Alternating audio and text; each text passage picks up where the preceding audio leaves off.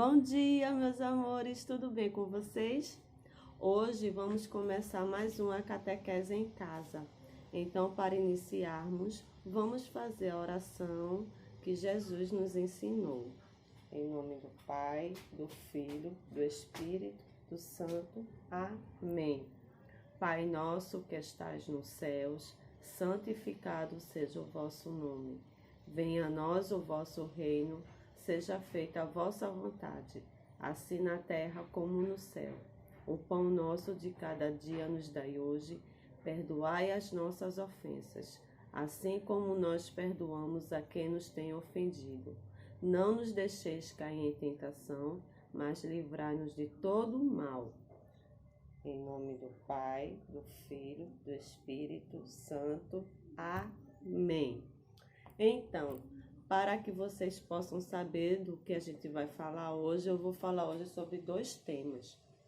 Primeiro, o da Santíssima Trindade, e logo em seguida, um pouquinho sobre Corpus Christi. Então, a gente vai começar pelo primeiro tema, que é a Santíssima Trindade. Alguém sabe o que é a Santíssima Trindade? A Santíssima Trindade é uma doutrina só nossa, tá? Só de nós, pessoas que seguimos a Cristo, é uma doutrina cristã.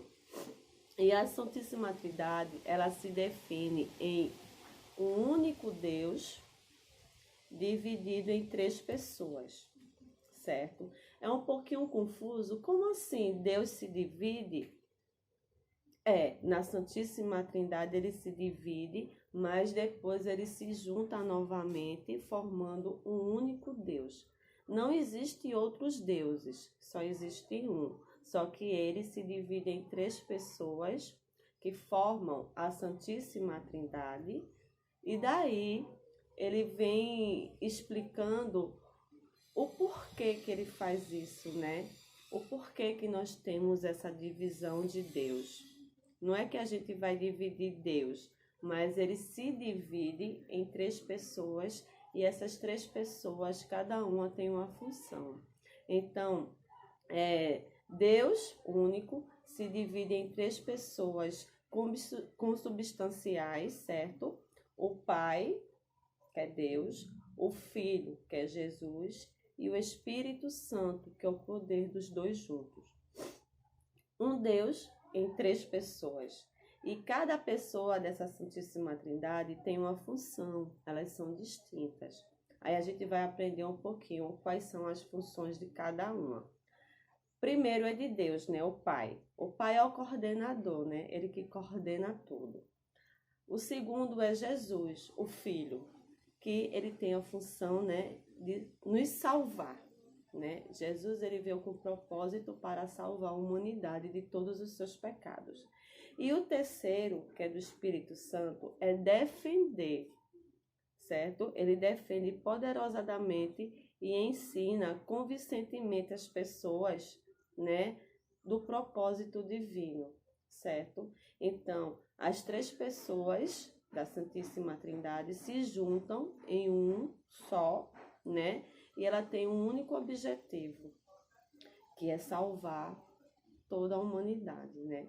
Então, a gente não pode lembrar de Deus, lembrar de Jesus e lembrar do Espírito Santo como pessoas diferentes, né? Como cada um, só lembrar de Deus, aí só lembrar de Jesus, só lembrar do Espírito Santo. Não, a gente lembra dos três juntos, porque eles juntos formam um todo que é Deus, né? Agora eu vou falar um pouquinho sobre Corpus Christi, né?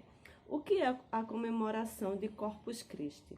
Ela vai acontecer, né, na próxima quinta-feira, dia 3, e é uma comemoração que ela vem logo em seguida, depois da comemoração da Santíssima Trindade, né? E ela tem origem de Portugal, certo? Mas essa história do Corpus Christi é uma história bem antiga, né? Que ela surgiu no ano de 1264, quando o Papa, naquela época, chamado Urbano IV, né? Ele decretou essa comemoração, né? Essa festa de Corpus Christi. Mas como assim? Como foi que ele teve essa ideia? No mesmo ano, tinha um padre da paróquia, né, que ele tinha dúvidas em relação ao corpo e ao sangue de Cristo, né? Ele não entendia se na hora de consagrar a hóstia, né, aquele pãozinho que a gente vai comungar ainda, ele tinha dúvidas se realmente aquele pedacinho de pão era mesmo o corpo de Cristo, na hora em que ele fazia a consagração, né? Então ele ficou com essa dúvida há muito tempo. Mas Deus, ele percebeu que o padre tinha essa dúvida, né? Então ele fez um milagre acontecer. Então o Papa, né? Urbano IV, ele não sabia disso, mas o padre era chamado Pedro Praga, certo? Então, em uma celebração em que ele estava celebrando a missa, né, quando na hora que ele levantou o corpo, né, a hóstia consagrada e o cálice de vinho, a hóstia começou a sair gotículas de sangue para todo mundo ver. Todo mundo que estava presente naquela celebração ficou impressionado, né, com aquele milagre, e começaram a comentar entre si, e esse comentário foi se propagando ao longo da cidade, até chegar no ouvido, né, do Papa Urbano, que ficou maravilhado, né? Chamou o padre, né? O padre Pedro, que viu o milagre acontecer. O padre explicou direitinho o que tinha acontecido. E o Papa teve a ideia de fazer o feriado. Ele fez um decreto oficial, né? Promulgando essa festa de Corpus Christi, que nada mais é. Corpus Christi vem do latim, que é corpo de Cristo, né? Então, é uma festa que a gente celebra, né? O corpo e o sangue de Cristo, que ele é realmente consagrado, né? Na hóstia santa e no cálice, né? No vinho. Depois que o padre levanta a hóstia, né? E o cálice e entrega a Deus, Deus ele consagra aqueles elementos e se torna o corpo e o sangue de Jesus Cristo. Então, ao longo do tempo, essa festa foi ganhando algumas tradições.